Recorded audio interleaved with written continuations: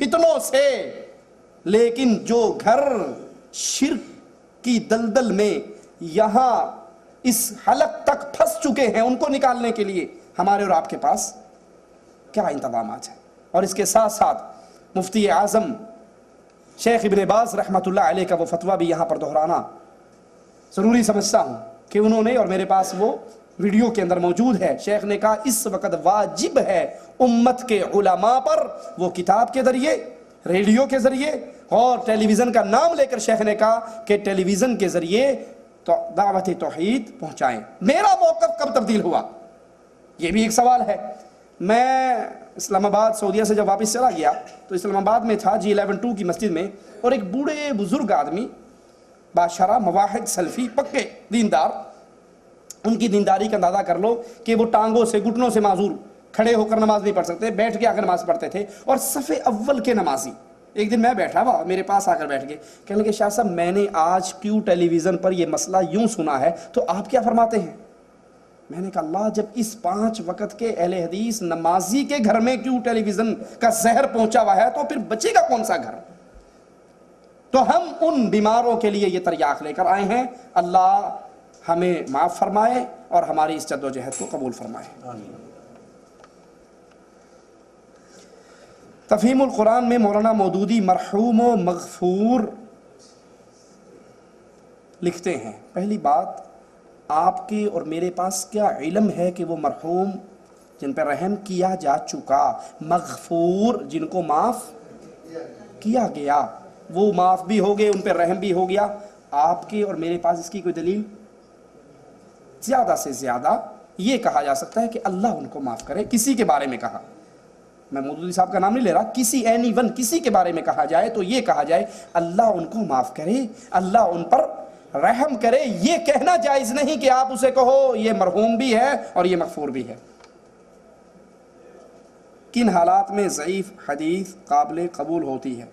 جو حدیث ضعیف ہے اور اس کا ضعف واضح ہے اسے قبول نہیں کیا جائے گا۔ ہمارے لیے قبول کرنے کے لیے صحیح احادیث کا ذخیرہ اللہ کی رحمت سے موجود ہے۔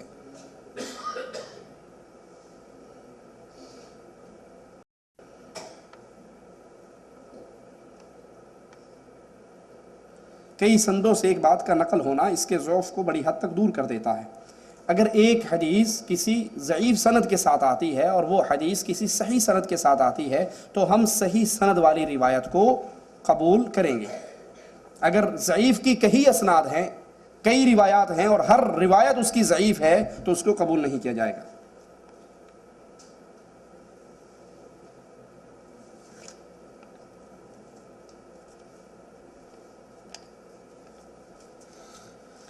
براہ کرم آپ ہمیں نصیحت فرمائیں، کیا ہم ضعیف احادیث پر عمل کریں؟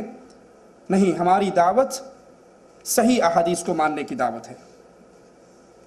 کیا نور ٹی وی کے لیے ہمیں تعاون کرنا چاہیے؟ ایک عرصے تک یہ وہی بات ہے ویڈیو کی، تو بالکل نور ٹی وی کے لیے ہمیں تعاون کرنا چاہیے۔ میں نے آپ کو مفتی اعظم سماحت الشیخ ابن باز رحمۃ اللہ علیہ کا فتویٰ سنایا، اور اس وقت جتنا یہ کفر اور شرک پھیل رہا ہے وہ آپ صرف آدھے گھنٹے کے لیے کسی کے گھر بیٹھ کے کیوں چینل کو دیکھ لو، اس آدھے گھنٹے کے اندر اگر آپ کے پلے میں ایمان ہے تو آپ اس کفر اور شرک کو برداشت نہیں کر سکتے۔ آج اچانک ہم نے اس کا بٹن دبایا اور اس میں پہلی آواز یہی پڑی، اس نے کہا سوال کرنے والے نے کہ میرے گھر میں صبح صبح بڑی خوشبو ہوتی ہے۔ کہا وہ جو خوشبو ہوتی ہے نا وہ روحوں کے آنے جانے کی خوشبو ہوتی ہے۔ اب دیکھیے کہ یہ بد عقیدہ کتنے لوگوں نے سنا، اور جو جاہل ہے دین اسلام کی بنیادی تعلیمات سے وہ اس کو کیا سمجھ رہے ہیں؟ کیو ٹی وی سے مراد قرآن ٹی وی، ہم بھی اس کو کیو ٹی وی مانتے ہیں، قرآن ٹی وی نہیں۔ کیو ٹی وی سے مراد قبر پرستی کا ٹی وی، یہ قبروں کی پوجا کی دعوت دینے والا ہے۔ کیا میں اپنی بہن کو زکوٰۃ دے سکتا ہوں؟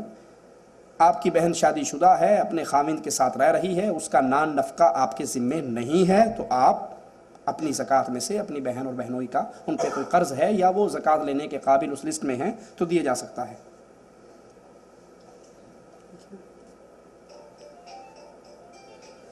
اللہ سے ڈر جاؤ میرے بھائی، اس بیل کو تبدیل کر لو، یہ حرام ہے، یہ موسیقی ہے، یہ گناہ ہے، اور خاص طور پہ جب یہی بیل مسجد کے اندر بجے گی تو گناہ مزید بڑھ جائے گا۔ اپنے موبائل کے بارے میں اللہ سے ڈرو اور صرف وہ بیل رکھو جو سادہ ہو، جس میں ساز نہ ہو۔ اللہ کے نبی فرماتے ہیں میں ساز کے آلات کو توڑنے کے لیے آیا، یہ ساز دلوں میں نفاق پیدا کرتا ہے۔ شیعہ مسلمان ہیں یا نہیں، یہ اگلے آپ 19 تاریخ کو آئیے، 19 تاریخ کا بھائی نے اعلان کیا ہے، آپ اس کو آئیے، ہم ان کی کتابوں سے عقائد آپ کو سنائیں گے، پھر فیصلہ دے دینا۔ جس بندے کے عقیدے میں شرک ہے اور شرک اکبر ہے، شرک اکبر کرتا ہے، اس کی دعوت دیتا ہے، وہ مسلمان نہیں ہے۔ اور شیعت شرک اکبر کرتی ہے، حضرت علی کو، حضرت فاطمہ کو، حسن و حسین کو اللہ والا مقام دیتے ہیں، ان کو مشکل کشا اور حاجت روا سمجھتے ہیں۔ جس کے عقیدے میں شرک اکبر آ جائے وہ دین اسلام سے ایسے نکل جاتا ہے جیسے گوندے ہوئے آٹے میں سے بال نکل جاتا ہے۔ اللہ ہو کا ذکر کیا قرآن و حدیث سے ثابت ہے جبکہ اس کا اظہار دل میں ہو؟ یہ شاید اس قرآن میں ہو جو امام غیب کے پاس ہے۔ جو ہمارے پاس قرآن اللہ کا اتارا ہوا ہے اس میں ہے اللہ ہو کا ذکر، صرف اللہ ہو، اور پھر یہ اس کی ٹونز بدلتی رہتی ہیں، اللہ ہو اللہ ہو، اللہ کا الف سمجھ آئے گا اور ہو کی واو سمجھ آئے گی، اللہ ہو۔ جس طرح انہوں نے بھائی نے کہا کہ اس کا اظہار دل میں ہو، یہ ترقی کرتے کرتے لائٹیں بند ہوتی ہیں اور پھر اس کا ضرب دل پہ لگائی جاتی ہے، پھر سانس سے، اور بالآخر انسان کا دماغ ایسا پھرتا ہے کہ مینٹل ہو جاتا ہے۔ میں خود ایک مرتبہ دعوت اسلامی ہے، ہمارے سبز پگڑی والے طوطے جو ہیں، ان کا مینار پاکستان میں اجتماع تھا اور میں خود وہاں پر گیا اور اپنی آنکھوں سے سنا نہیں، اپنی آنکھوں سے واقعہ ہے، دیکھا میں نے۔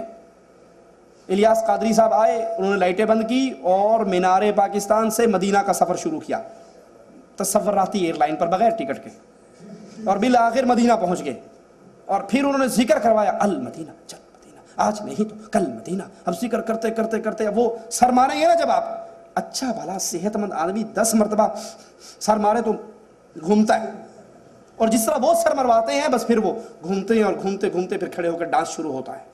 واللہ ایک میرے سامنے بیٹھا ہوا اور وہ المدینہ چل مدینہ کا ذکر کر رہا، اور ایسا اس کا سر گھوما، اس نے دوڑ لگائی اور میں نے مکہ بنا لیا، میں نے کہا یہ آئے صحیح میرے پاس، یہ آئے گا میں اس کی پسلی میں ماروں گا۔ اور وہ جب آیا، ٹینٹ کی رسی لگی ہوئی تھی اور وہ اس کے سینے تک، یہاں تک، وہ دوڑا، انتھا ہوا بیچارہ، چکر چڑھے میں میٹر ہوا ہے، آیا تو اس کے یہ لگی، اس نے الٹی کلبادی کھائی، نیچے گرا، کہتا آئے مدینہ۔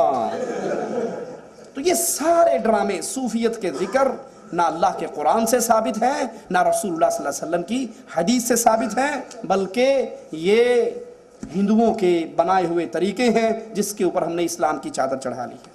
جزاکم اللہ خیر۔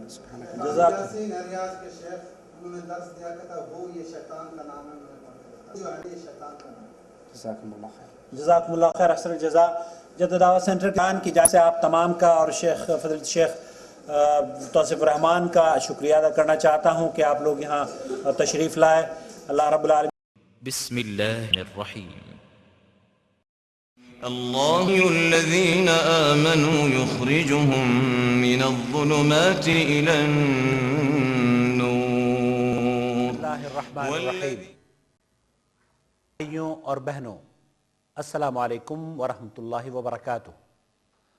آپ کا بھائی محمد عاقل نور ٹی وی کی جانب سے آپ کا خیر مقدم کرتا ہے، خوش آمدید کہتا ہے۔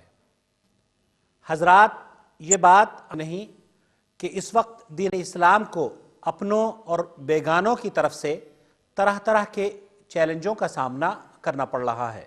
ایک طرف جہاں دشمنان اسلام کو بدنام کرنے اور اس کی تعلیمات کو مسخ کرنے کی پرزور مہم چھیڑے ہوئے ہیں، وہیں کچھ مسلم فرقے اسلام کی تعلیمات کو تختہ مشق بنائے ہوئے ہیں۔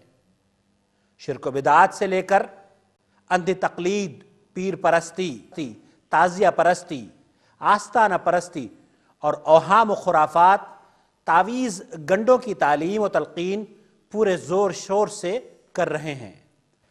بعض ٹی وی چینلوں کے پروگرام جو بدقسمتی سے اسلامی چینل مانے جاتے ہیں، اگر آپ ملاحظہ کریں تو آپ کو ان کی خطرناکی اور دین و عقیدے کے لیے ان کی زہر بخوبی جائے گا۔ حضرات، ان چینلوں کی بلا واسطہ زد اسلامی عقائد پر پڑ رہی ہے۔